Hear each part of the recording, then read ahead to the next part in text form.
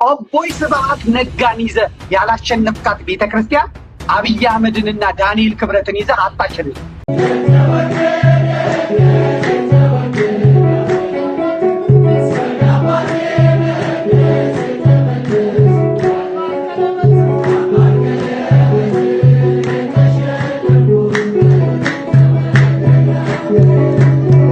አባቴ ሞተብኝ ማለት ነው። ማን ነው አባቴ በጠና ታሞ ነበር የገባው። አባቴ ድነዋል አለ። አባቴም እኔ የሱን ትንቢት ስላመንኩኝ የዛሬ ዓመት አንድ ኮርስ ወስጄ ነበር የቤተክርስቲያን ታሪክ የሚል ማለት እና እሱ ኮርስ ከወሰድኩ በኋላ ጀስት በቃ ኦርቶዶክስ ማናት የሚል ጥያቄ ውስጥ የተፈጠረ ማናት ኦርቶዶክስ እኔ እንዴት ሳላውቃት ነው የወጣሁት። ብንሰርቅም ባንሰርቅም እንኳን ክርስቲያን ሆን መቤቴ እንኳን ኦርቶዶክስ ሆን ጾማችን የመላእክት ማኅሌታችን የመላእክት ስርዓታችን ለመላእክት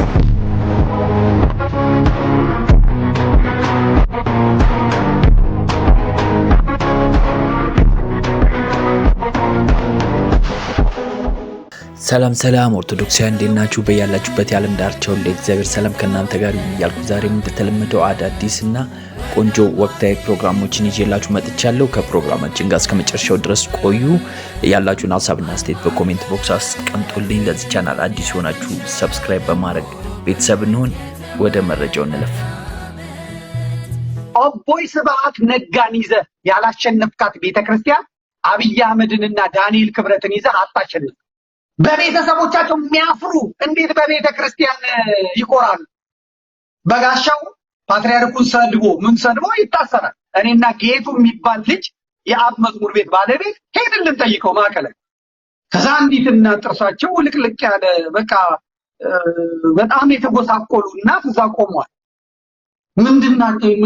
ምንም አልመሰለኝም ነበር መጀመሪያ። ከዛ በጋሻው ሲመጣ ወረደባቸው። ምን ልትሰሪ መጣ? ምን ልታረጊ መጣሽ? አትምጪ አላልኩሽም ወይ? እንዴት ነው ምን ተው ይቺ በቃ ምናምን ምንድነው ገጭ ስለ እናቱ ናቸው አለ። እኔ ያሉለ የወለዳ እንጀት ሆኖብኝ ነው እንዴት ታስረዝም ብዬ አትምጪ አላልኩሽም ወይ? ይቺ ምንድናቸው ስለው በሀገራቸው ባለውቃቢ ናቸው። ለዚህ ጥርሳቸውን የጨረሰው ጫት ነው ቡና ተላዘቅዝቀው የሚሉ ናቸው። እንደውም አንድ ቀን ቀጨኔ መድኃኒዓለም ለማስተማር ሲገባ እናትየው ደውለው ውጣ መንፈሴ ውጣ ነው የሚልህ ብለው አስወጥተውታል። ስለዚህ ይሄ ባለዛር ባለውቃቢ ናቸው። አያችሁ ተመልከቱ። ይሄ ቤተ ክርስቲያን የእግዚአብሔር መንፈስ ነቅሎ አውጥቶ ሲል ዛሬ እንደእንትኑ ነው። ከዛ ተከፍተን ከቤተ ክርስቲያን ተገፍተን ይላል። መተታም አስማተኛ የዛር ሁላጅን በአውደ ምሕረት ላይ ለማራገፍ የመጣ ቤተ ክርስቲያን ውጊያው እኮ ነው። መንፈሱ እኮ ነው ተጣልቶ ያስወጣ። ውሸት ይበል ይምጣል። ዲላ ያላችሁ ሰዎች መስክሩ። ዲላ ያላችሁ ተናገሩ። የማያውቀውን ጠበው የማያውቀውን አፈር ከድሜ ከደቻ ብለው። የኢትዮጵያ ቤተ ክርስቲያን አውደ ምሕረት ላይ ግን ቆሞ አይቻልም። ተዋጊው እግዚአብሔር ነው። ልትገነባ ትችላለህ። መንግስትን ልትይዝ ትችላለህ። አቦይ ስብሐት ነጋን ይዘ ያላሸነፍካት ቤተክርስቲያን አብይ አህመድንና ዳንኤል ክብረትን ይዘ አጣሸንፍ።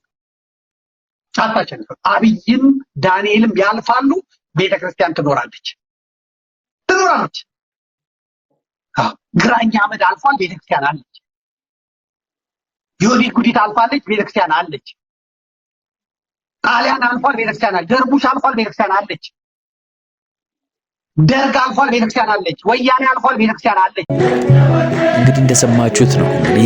የአብዛኞቹን ቤተክርስቲያን ላይ ሁሌ ጣታቸውን የሚቀስሩ ሰዎች የግል ህይወታቸው ሲፈተሽ እንደዚህ ነው። ለቤተሰቦቻቸው ክብር የሌላቸው፣ በመጥፎ ስራቸው ከቤተክርስቲያን ተወግዘው የተባረሩ ሴሰኞች፣ ዝሙተኞች እንደዚህ አይነት ሰዎች ናቸው ምላሳቸውን ለማስረዘም የሚጋጋጡት። ለማንኛውም መንግስትም ቤተክርስቲያን ላይ የተነሱ ጠላቶች የሚወድቃሉ፣ ቤተክርስቲያን ትቀጥላለች። ምክንያቱም በክርስቶስ ደም ነው የተመሰረተችው ቤተክርስቲያን፣ ማንም አይችላት። እና እንለፍ እስቲ ወደ ሐሰተኛ ነቢዮች ከማያውቀው ጉዳቸው መካከል የተወሰኑትን ደግሞ እኔና እንመለስ። ደብዳቤህን አግኝተው አባት በጣም ታሞ ተሆነ አሰፋ ማን ነው ይልሃል። አባቴ አባትህን መልአክ መጥቶ አዲስ ኩላሊት ሲከትለት አይቻል። ኩላሊቱን ያሟላ አባትህ ይጮሃል፣ ሰው ይወድቃል። በቃ አባትየውን ይዞ ይመጣል። አንተ ተፈውሳል፣ ሁለተኛ መድኃኒት እንዳትወስድ ይለዋል። መድኃኒቱን ይተዋል፣ ይሞታል። ብዙ ሰዎች አሉ ይሄ ደረሰባቸው። የሞተብኝ ማለት ነው። ማን ነው? አባቴ በጠና ታሞ ነበር የገባሁት። አባቴ ድነዋል አለ። አባቴም እኔ የሱን ትንቢት ስላመንኩኝ አባቴ ሐኪም ቤትም እንዳይሄድ ከለከልኩ። አባቴ ሞተብኝ ማለት ነው።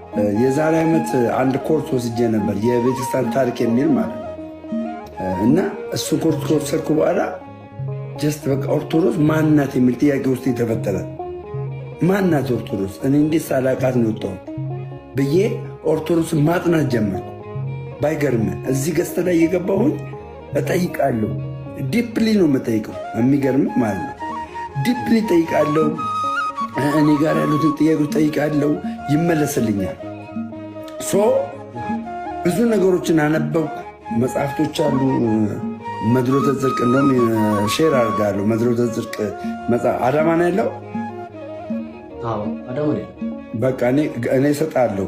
ስልክ ባዮ ላይ ስልክ ያለ እኔ አንድ መድሎተ ጽድቅ እሰጣለሁ። እሺ ጊፍት እሺ እሰጣለሁ። እሱ መጽሐፍ ታነባለህ። ከዛ እሱ መጽሐፍ ሳነብ ውጭ የሚወራው ስለ ኦርቶዶክስ ውጭ የሚወራውና ኦርቶዶክስ ውስጥ ያለው አስተምሮ አይገናኝም። ኦርቶዶክስ ውስጥ ያለው አስተምሮ እኔ ማምነው ነው። ተረተኛል። አሁን ለምሳሌ አንድ ሰው አሁን ከሳልቬሽን አኳያ አንድ ሰው የሚድነው ስራ ሰርቶ አይደለም። በውጭ ግን ምን ተብሎ ተወርቶባታል? ኦርቶዶክስ ውስጥ ስራ ያለ እምነት የሞተ ነው። ስለዚህ አንድ ሰው ለመዳን መስራት አለበት፣ ከሰራ በኋላ ነው የሚድነው የሚል ትምህርት ይሰጥበታል። የውሸት ግን ኦርቶዶክስ ውስጥ ምን አይነት ትምህርት መሰለ ያለው? አንድ ሰው በልጁ በክርስቶስ ኢየሱስ በመስቀል ላይ በተሰራለት ስራ አምኖ እንዲሁ በነፃ ገባ አምኖ ከዛ በኋላ ሚስጥራትን ፈጽሞ ምን ሚስጥራት? ራሱ ኢየሱስ ክርስቶስ ያዘዛቸውን ጥምቀትን ስጋዬን የበላ ደሜን የጠጣ 6:54 ላይ ዮሐንስ እሱን አድርጎ ይህን ብቻ አድርጎ አይደለም። ይህን ብቻ ስላደረገ ድነቱ ይፈጸማል አይደለም። ይህንን ያደረገለትን ከእግዚአብሔር ጋር ፌሎሺፕ የጀመረበትን ነገር በምን ያጠናክረዋል መሰለህ? እምነቱን በስራ አየህ። እምነቱን በምን በስራ ለምን እንደዚህ ላይ መጽሐፍ ቅዱስ ፊልጵስዩስ 2:12 ላይ አይተህ ከሆነ በመፍራትና በመንቀጥቀጥ ይላል። እምነታችሁን ፈጽሙ ይላል። ተረዳኝ። በመፍራትና በመንቀጥቀጥ እንዴ እናታ ዳኔ ኦርቶዶክስ እኮ በሆነ የዘላለም ሕይወት እኮ አለኝ፣ ከዘላለም ሕይወት አልጎድልም አልኩ። ገባ ሶሳት እዚህ ቤተክርስቲያን ላይ በቃ ፍቅር ይጨመረ። ተሳዳቢ ነበርኩ። እውነቴን ነው የምልህ። ቪዲዮዎች ብታይ ኦርቶዶክስን እንዲህ ቅዱሳን ስዕላት እያደረጉ እናንተ ጣዖት አምላኪዎች እያሉ በቃ ማልለው ነገር የለም ነው የምልህ። ያን ሰውዬ ግን እግዚአብሔር ልቡንና አእምሮን ከፈተ። የሚገርመ ማለት ነው ከፈተ። አሁን ጀግና ኦርቶዶክሳዊ ሆኜ ይላሉ። ጀግና ለማያውቋት በወሬ ለወጡ ሰዎች እውነታው ይሄ ነው እላለሁ። እሺ ቤተሰብ ለዛሬ ያዘጋጀው ፕሮግራም ይሄን ይመስል ነበር። ከወደዳችሁት ላይክ ማድረጋችሁ እንዳይረሳ። አሁንም በድጋሚ ለዚህ ቻናል አዲስ የሆናችሁ ሰብስክራይብ በማድረግ ቤተሰብ እንሁን። በሌላ ፕሮግራም ተመልሰን እስከምንገናኝ ቸር ቆዩኝ። መልካም ቀን።